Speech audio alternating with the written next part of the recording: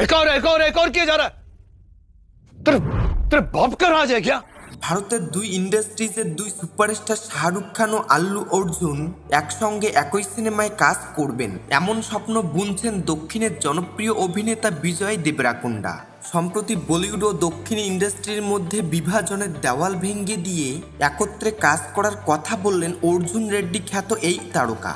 দিন কয়েক আগেই মুম্বাইতে আয়োজিত হলো তারকাদের নিয়ে ওয়েব সামিট। সেখানে হাজির হয়েছিলেন বিজয়, মডারেটর হিসেবে ছিলেন করণ জোহর। সেখানে করণকে উদ্দেশ্য করে বিজয় বলেন, শাহরুখ খান এবং আল্লু অর্জুন যদি তারা একসঙ্গে পর্দায় আসেন তাহলে সেটা একটা শুধু ছবি হবে না, সেটা হবে একতা, উদযাপন আর শক্তির প্রতীক।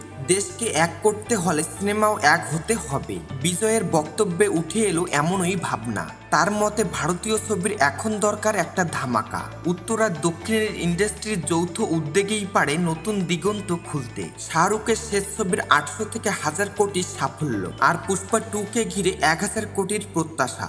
দুই ইন্ডাস্ট্রির শক্তিকে একত্রে যে বিস্ফোরণ ঘটতে পারে সেটাই তুলে ধরলেন বিজয়। বলেন, এই ধরনের কোলাবোরেশন শুধু বক্স অফিসে নয়, ভারতীয় সিনেমার ভবিষ্যতের জন্যও গুরুত্বপূর্ণ।